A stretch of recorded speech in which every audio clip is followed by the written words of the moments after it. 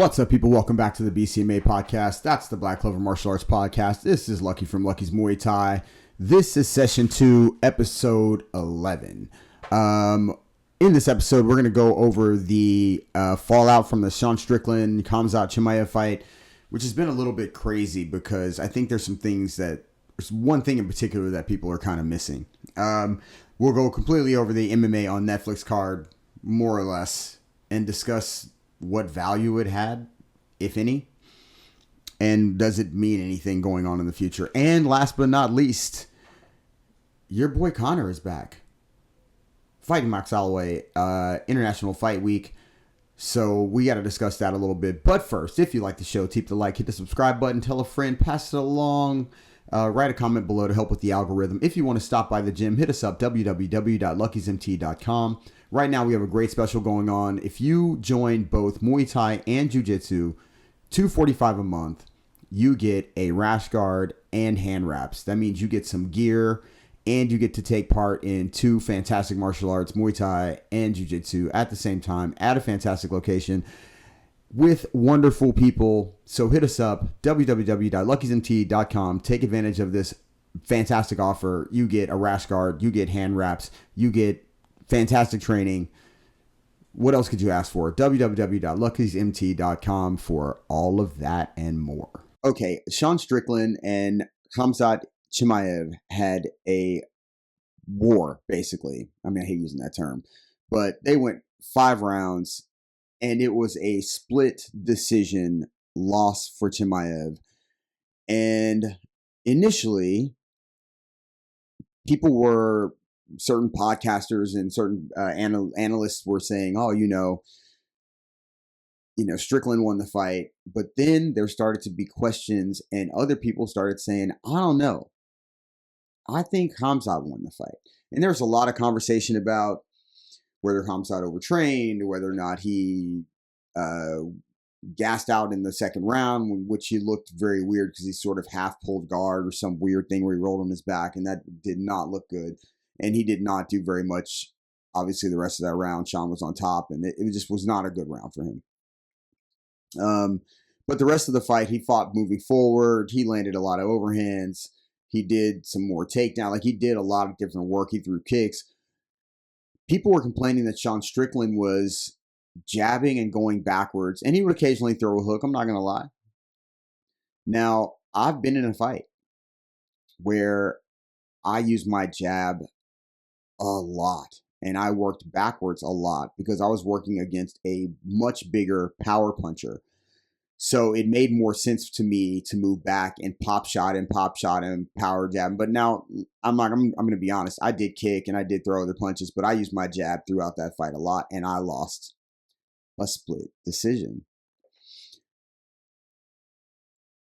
The reason why was because regardless of whatever jab I was using, and regardless of how much I thought I didn't get hit because my guard was great, I didn't push the fight. I didn't push the pace. I didn't do much damage. Now, I would argue that some of the damage Chimaev took was his own hands blocking those jabs, because that's what happens. You kind of hit yourself, especially in those 4-ounce gloves. Also, that initial cut where he got bloody was from a takedown. I'm not saying the jab didn't do any damage. What I'm saying is the argument both ways is correct. The thing that people miss, that's the most important thing here, is that the judges judged it a split decision. That means that they kind of saw it both ways. They had to choose a winner. Now, one judge obviously scored it, for Sean, that giving him the win. But if it would have gone the other way, these arguments would have remained, and it still would have remained a split decision. In my personal opinion, I thought that Chimaev got it, but what can I say? The thing that I told the guys at the gym was the split decision issue is that this was not a definitive answer of anything. The only thing that got answered was, and not even that answered, was that Chimaev in some regard was either training too hard, had problems with the weight cut, whatever the case may be, there was some issue there. We don't know what it was. Other than that, Sean didn't do anything differently than he always does. And what it also proved is that Khamzat could stand and throw some strikes, without having to wrestle, which could in the future change his game planning if this is an issue with his cardio. Like, I don't know what happened in the second round, but it made it for an ugly look, which also imprints things into the judges' heads. So if you have a really ugly round and you never return and give the same ugly round to your opponent, it always looks like your opponent had an advantage that you never could equal or overcome throughout the fight. So that being stuck in their heads also could play a part in it in the long run. Nonetheless, again, the most important thing here is that it was a split decision. I don't think there was anything definitive here. I think if you go back, the Usman fight, the Gilbert Burns fight, I mean, the aura of invincibility kind of was already gone after those two fights for Khamzat. So I don't think that was there. I think it was just they expected a little bit more aggression in the grappling department from him, and they just didn't get it. And people were like, because we didn't get that and we got what we wanted from Sean, Sean was the clear victor. And listen, man, however you want to judge it, score it, whatever, it was still a split decision, meaning like the judges could have gone either way on this. And I think that's how it needs to be treated. Congrats to Sean Strickland on winning this belt again, even after all of that nonsense that he then apologized for after affecting people in ways that he probably didn't realize. I don't know. It's a lot to go through all of that, do all of that, call people not just names, but like really bad names, and then apologize at the end. So yeah, I don't know how that's going to go in the future, but whew, there's a lot of like backlash over this, and I just think it's a split decision, man. Like that means it could have gone either way. Joshua Van versus Tyra. Listen, Joshua Van was on his back several times throughout this fight, and if you don't do anything with takedowns, you're not going to win. Like, you can hold the. I just don't understand how you can put so much effort into getting this power puncher down and then not do anything with your takedowns. Tatsuro Taira had multiple chances and opportunities. He laid on top in this skydiver position multiple times. There were so many times, like the reason why Joshua Van's able to get back to this butterfly guard and all that is because there is literally no threat of damage or submission at all. At all. So the same thing I've said over and over. If you don't give a power striker a threat, they are never going to back off or leave you alone. They're going to try to corner you and give you the business.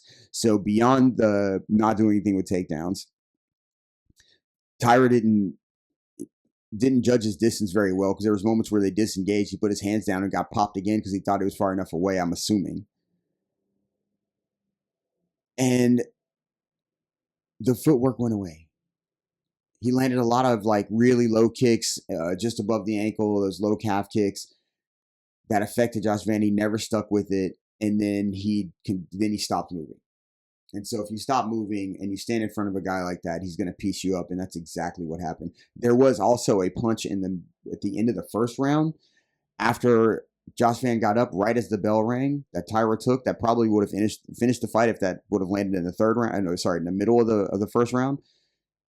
I don't know if he even remembered anything after that. That was he caught him basically in the air or lifted him up, threw him back on his back, and I don't know how he even survived, but it was because the bell rang pretty much right away. It's hard to come back after that. I'm sure his head was rocked. He probably is pretty concussed after that. He did have moments throughout the fight, again, with takedowns, but without damage, no elbows, no real ground and pound threat, no real submission threat.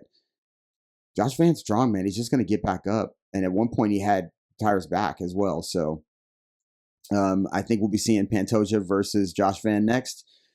Pantoja, if he gets to those positions that Tyra got to, he will not be so comfortable chilling. So we'll see how that goes. I think that definitely will be the fight coming up. MMA on Netflix happened, and what did we get? What did we get? We got people saying things like the Ronda Rousey Gina Carano fight was fixed. Okay. I'm going to start this with, some nostalgia. Not that I was the biggest Ronda Rousey fan, but let me just say this. My daughter watched the countdown, some of the videos, and she's 11, and she was like, I want to watch her fight. My wife knows who Ronda Rousey is, but I don't think she was even watching MMA at the time that Rousey was popular. She wanted to watch the fight. I thought about my mom, because my mom that was the only time she was really watching MMA was when Ronda Rousey was fighting. Now, did I call her and say, hey, Ma, like, Ronda's fighting, you need to watch, tune in? No, I didn't even think about it. I thought about her, but I didn't think about, hey, I should let her know. I got a text from my mom the next day. Go Ronda Rousey. All I can tell you about this woman that helped make this fight happen is that she might have been one of the, if not the biggest thing in sports other than Conor McGregor at the time, or in MMA, and even in sports, because she was on the ESPN cover, she was doing movies, she was doing... Some of y'all weren't even around when the UFC had a magazine. I have some of these. I have some Don Jones and Daniel Cormier. I have some of these. I kept a lot of that. I probably have some Black Belt magazine, Karate magazine, stuff like that as well. But like, this woman was ultra popular. How did she become popular? Is she like drop dead gorgeous now? So some of this is airbrushed, obviously. She was smashing all of the women they put in front of her in seconds. And yes, they were comparing her to all these different male figures. I won't even name it because I thought that was ridiculous at the time, but they were doing that. And Gina Carano was a Muay Thai striker. There's a lot of like Gina Carano, Kevin Ross, that's her husband. I'm not a fan of her. Whatever was going on, I don't even care about all that political stuff. I learned about Gina Carano, I've told this story many times, from a show called Fight Girls.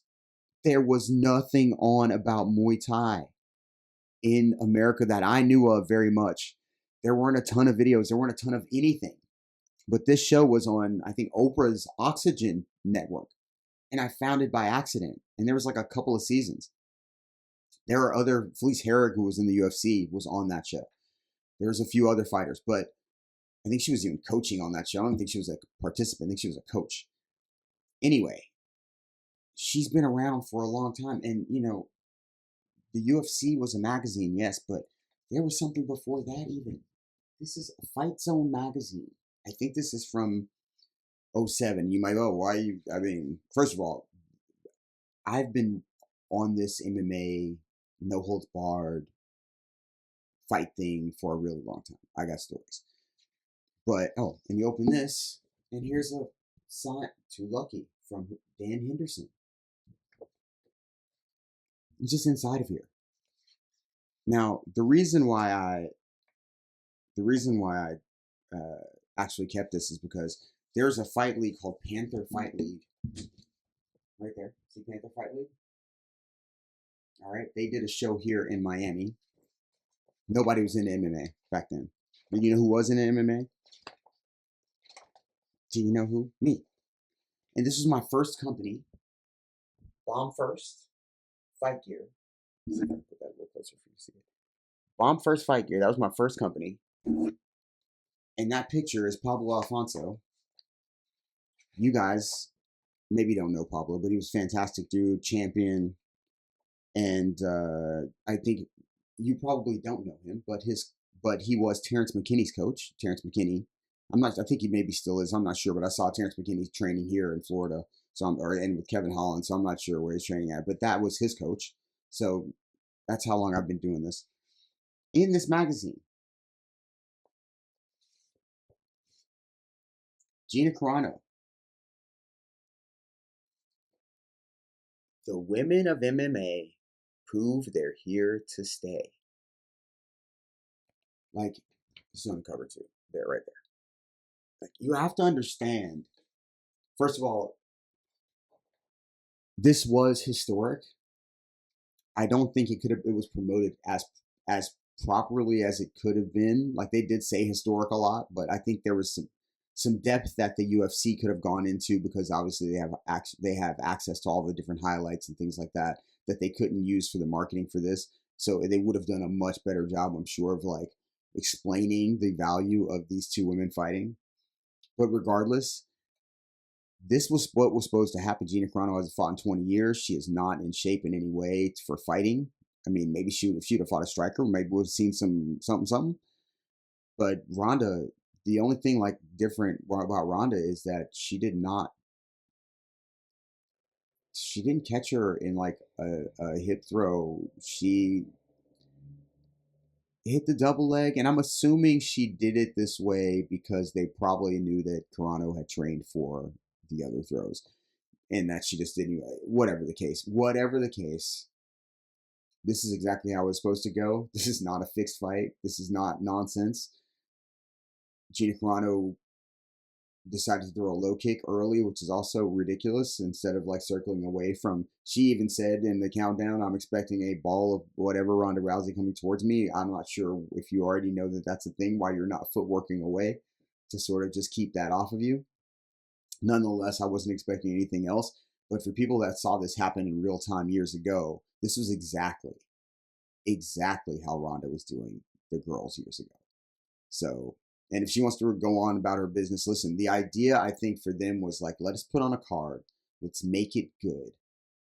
Fun, not good, fun. And it's just something to build off of. They may do another one next year.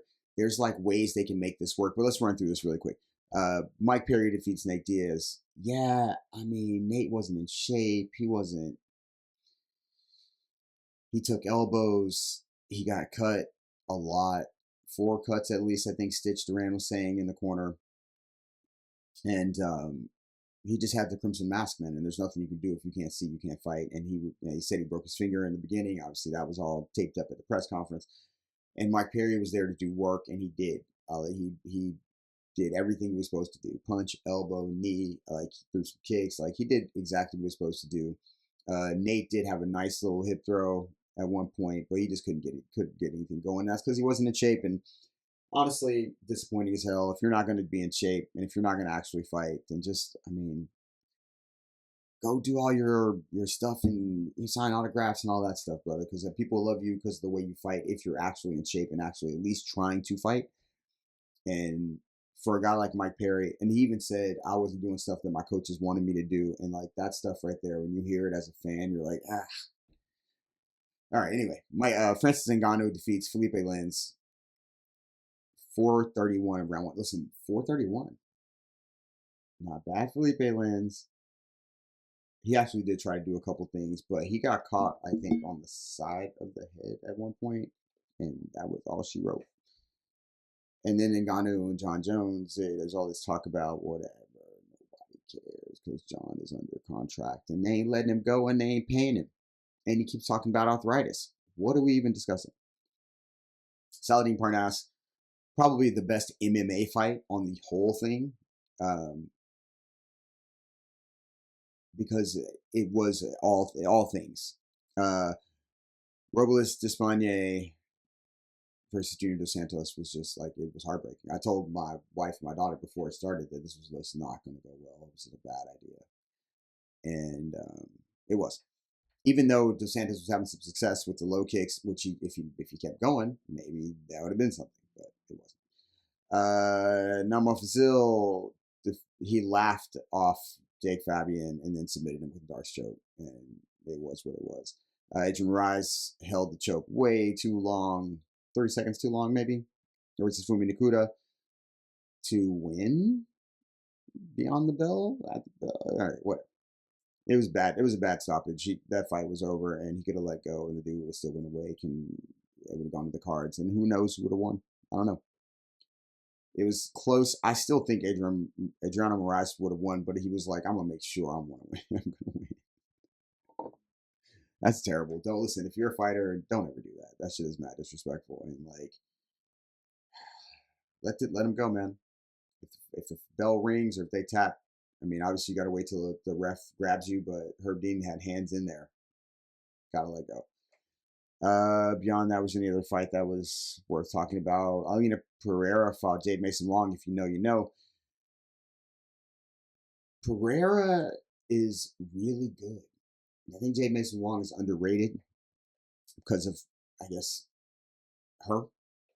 But Pereira couldn't put her away, but won by split decision. And Jade Mason Wong had the footwork going, and she would explode at Pereira to try to land things, and occasionally she would. So hats off to both of those women for at least putting on an entertaining fight. Rousey made 2.2, Gina made 1, Francis made 1.5, Nate 500, Mike Perry 400, Felipe Lenz made 100 plus, and Ngannou gave him another 100. At least that's what they're disclosing. That's quite a bit of money. And what does this fight card matter? It was fun. It was fun. It just makes you, like, some of the fights maybe shouldn't have happened, but like ultimately it was just fun, and it made you want to watch for entertainment value. Now beyond that, there's no like things you have to worry about as far as rankings and like who's next and whatever. Like they decide to put another show on, it'll be another one-off perhaps, but the way they make it matter is that you don't have it as a thing where you have to, there's rankings and all this. In Muay Thai, and there's other things, there's called event titles.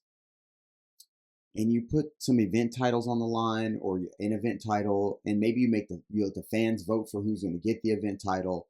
But instead of making it like a full-blown, MMA thing, maybe it's an event title. And that's how you start it out. You do a one-off where you do, same thing, a bunch of fights, make a couple of those fights event titles. And it doesn't have to be a Netflix belt. I don't know what you make it, but I think there's a way to do this in the future. But for me, it was fun. And as I said, the 3 closest women to me right now in my family were all watching. And it was all by their own choice. So make of that what you will. But I believe that it was definitely well worth the Netflix of it. Like, if you're already paying, you get to watch it. Simple as that. So yeah, congrats to them. I don't know what it brings in the future, but for that night, it was fun. Okay, y'all. During the walkout for Ngannou, Dana White showed his pettiness, and he announced Conor McGregor versus Max Holloway, July 11th, International Fight Week. He also announced Paddy Pimblett versus Benoit St. Denis, Sanhagen versus Bautista, Royval versus Kavanaugh, and Gable Stevenson versus Ellison. I am not going through this entire card, but I will talk about a little bit this Max Holloway versus Conor McGregor too. Max Holloway has been active, 4-2 in his last 6. His confidence is high. He didn't take damage from Oliveira, even though Oliveira basically sunned him. He has the utmost confidence, and he has some getting back, some straightening to do. Conor is going to come into this big. I don't know how his cardio is going to be, but it should be all right, I suppose. Max asked for a 5-rounder. We know what Conor does. Great timing, mental warfare, but drinking, drugs, sexual assault allegations, assault allegations, you name it. You can't count, Conor out. If he's training, he'll be like, he's a good fighter, right? Great fighter. But under the circumstances, this is similar. This is fucked up. This is like Gina Carano trying to lose 100 pounds to fight Ronda Rousey. This man is spending most of this time fighting off these drugs, women, and alcohol demons. I'm certain of it. While trying to make sure that he's going to be on weight and no longer using performance enhancers to help himself be healthy. So it'll be interesting, if to say the least. And honestly, backup fighter should be Michael Chandler. I don't even know. I know he's on the White House card, but good Lord, man. Even if he gets knocked out of the White House card, make that man the backup fighter. Let him have it. Give him one more shot. Because there's a chance. Honestly, I don't want to put him against Max. There's a chance that Conor can't do this. I don't know. I feel like he's going to do it. He's already signed it. He's doing the whole promotion already. I take Max Holloway by end of the second round, beginning of the third round, TKO. Max is may just start peppering him up, and that may be the end of it all. We'll talk about this whole card as we move closer to it. But for now, that's it. Your boy Conor's back. That's it for me. If you like the show, keep the like, hit the subscribe button, tell a friend, pass it along, write a comment below. If you want to stop by the gym, hit us up, www.luckysmt.com. We have a fantastic special going on right now. $245. You get rash guard and hand wraps if you sign up for both Muay Thai and Jiu-Jitsu. Man, there's a lot going on. I'll get back to you. Peace. I'm out.